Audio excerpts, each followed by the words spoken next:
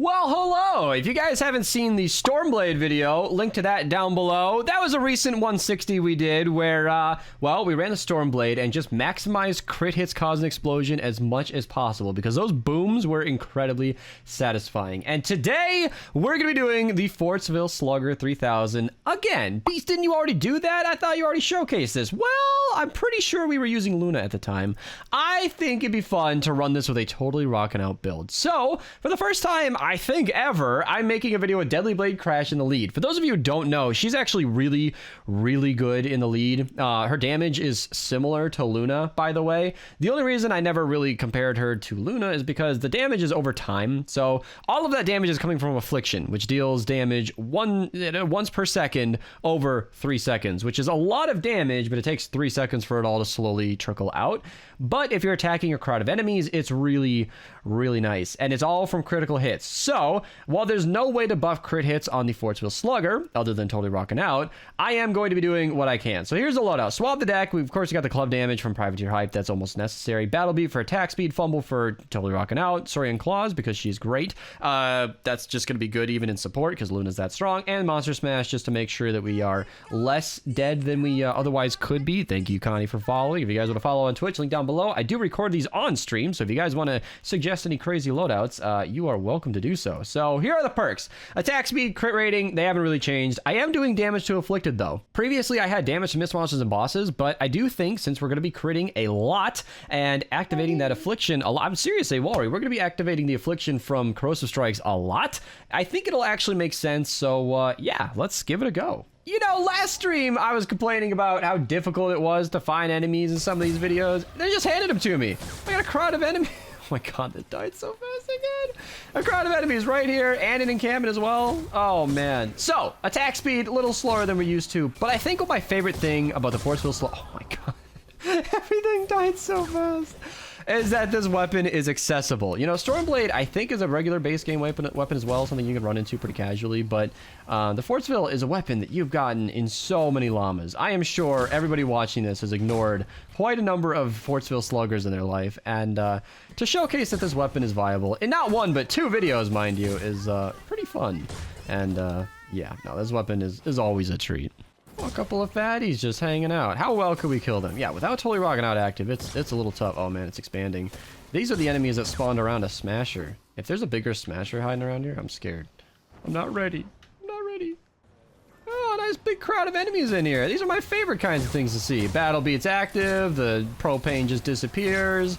Propane just disappears, and the mini boss, or I'm sorry, the mist monster's gone too. It's just so beautiful. It's so great. I love it so much.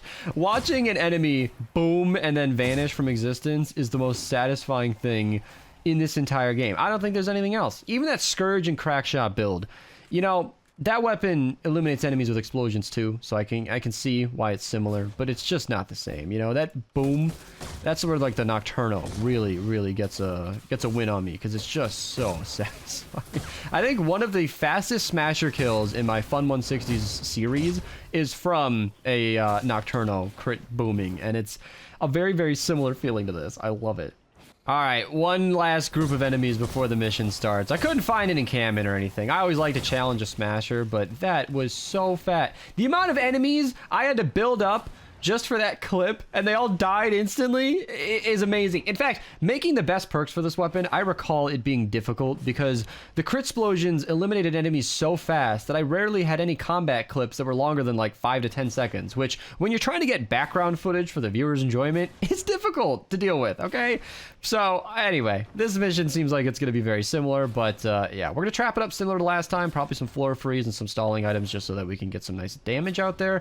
Obviously, the Fortsville is not going to solo this entire mission, so Mateo and Oro were really nice to run constructors. It's saying that Archer's got a ninja, but even still, we don't really need 3 constructors. So yeah, thanks to these guys, let's get it started. Whoa! I thought I started recording with the voting screen still up. Oh, I want to start with the nurse. Easy kill. Come on. Oh my god, that explosion. That explosion is so satisfying. You know, I was going to ask myself again how you calculate the base damage that comes from this, but the formulas I've seen for that are very large, and it's apparently affected by our combat stat. I wonder, does that scale, Joshy? Like, if we have a bigger team, does the crit explosion do more damage? Because I know that I specifically have put all of my superchargers into all of my offensive stats, and we're in a pretty stacked lobby, right? So yeah, 5,700 offense should be pretty solid. Oh man, this is just satisfying. What do you guys even need me to say? I can just say nothing, and this video is just speaking for itself. I should have put a few more traps down to actually farm some totally rocking out, but it looks like it's actually active, so I'm not terribly concerned. Fumbles I'm sorry, the balls are everywhere. Assuming I can actually reach them. I hope I don't have to heal a teammate now. I'm scared. I'm scared. Oh, I was looking at chat. You know, that's actually something you see a lot with COD decorators, where we'll just like swing off into nothing or completely miss our hits. Like, have you ever seen a BR YouTuber, or streamer I should say, look at their chat? It's funny because they'll just start missing every crit point on a rock. It's just a funny little trope. What I heard is the base damage is multiplied by offense, so it's massively scaled up by party. Okay, because I always thought the 43 offense, or the 43 base damage was basically 43 multiplied the same way. I don't know, like the same way that 5,700 is our current offense multiplying our base offense. I thought it'd be 43 times base, but I guess it's more like it would be more practical if my actual offense came into play. And I guess that is what's happening here, because we have seen these crit explosions chunk for a lot. If I can get totally rocking out oh, here we go. Here we go. Let's get that active and see what we can do. I had to run aways, but look at that. It's critting for 160,000. Like, that is so much. That is so much. I saw a couple of booms in there for couple 100,000. I don't know how much of that is corrosive strikes or how much of that is the actual Fortsville Slugger boom. I guess that's just kind of annoying to test. I assume Joshy's done all that though, because he's done a lot more math on the booming than I have, and I've never bothered testing it because I just didn't think it'd be that big of a deal. But after the Stormblade last video and what we're seeing here, it's maybe something worth a little more consideration. All right, let's get the Smasher chilling on the ground, where he's not going to charge. Oh, come on. All right, he got slowed down. Perfect. Can we kill him before it ends? Come on, get some lucky booms. Lucky booms, no! It looked like I killed him right there, but I did not. That's all right. We'll start the next wave. Wave number... Oh, no, flingers. Remember when flingers used to be, like, melee only? That would have been great for this loadout. Oh, yeah.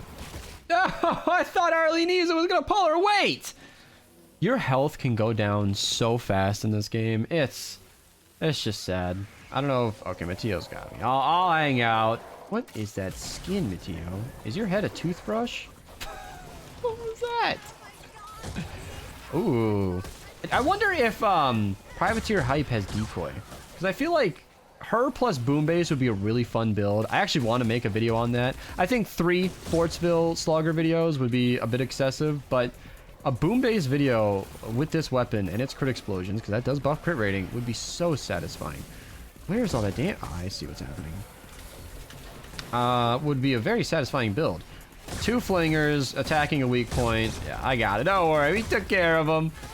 We took care of them. All the follows. Beach Salad Pro Claps. Thank you for following. If you guys haven't, seen Twitch, link down below. Link down below, indeed. All right, mini boss. What are we dealing with? What sort are you?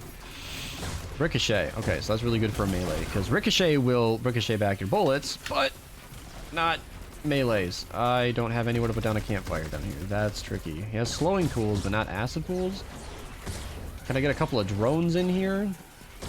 I don't think this is the weapon to take down a mini-boss. I'm gonna have to call in the cavalry, because there's no way I'm gonna be able to solo this. I guess, corrosive strikes might help a little bit, but I'm not wildly impressed. I wonder what a Ravager would do. Is there any chance I have a physical one, maybe? Because I don't think he has an helmet. Or is he water? No, he doesn't. Let's see what we can do here. Oh, my God. Oh, my God. It's so much stronger. It's so much stronger. It's not even close. Here I am trying to showcase the Fortsville Slugger, but... I don't feel like the Ravager being as strong as it is really taking anything away from the Slugger. It's just sort of demonstrating how high this can go. I haven't actually done any Ravager videos in these Fun 160s videos yet, so kind could be something to look forward to. If you guys want to see that, comment down below. There's the Ravager, like triple crit damage. Actually, I don't think it can. Double crit damage, totally rocking out. We could do just a basic Ravager video in general. I was going to do one with Swordmaster Ken, but either way, there's really nowhere to go wrong. Yeah, the Ravager is an amazing weapon. I'm going to just... Come on! Yep, I was hoping for a crit explosion to hit the enemy that he was about to throw. I don't want to fail this mission. We still have a minute, you guys. We have not won this. I need a better support weapon here, just so that if I see a flinger, I can take it out quickly. Yeah, that's what I'm talking about. Just wanted to stagger him out of the way so that we could beat him up with a baseball bat. Hello, Raptor. Goodbye, Raptor.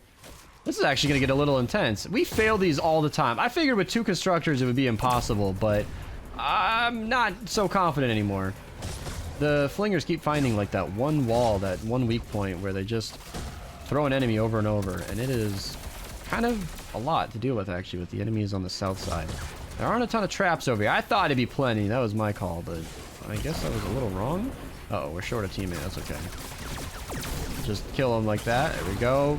The boomers are just killing each other. The fact that propanes affect other zombies is one of my favorite things in this game, because propanes have been actually buffed in this game's experience, and I think that's a little ridiculous. Like, they didn't used to bomb whenever they were low HP. I don't even remember if that's still a thing. I do know that they used to have some limitations that made them worse than they are now, but, like, you know, anti-air doesn't affect the propanes anymore unless they're thrown. At least they don't drop propanes anymore. Have they been nerfed or buffed? Is there any way to ask that from an unbiased perspective? Either way, that was a Fortsville Slugger. Round 2, I guess. Comment on anything you guys might want to see in the future. Thank you to my teammates. Thank you guys so much for watching, and I'll see you in the next one.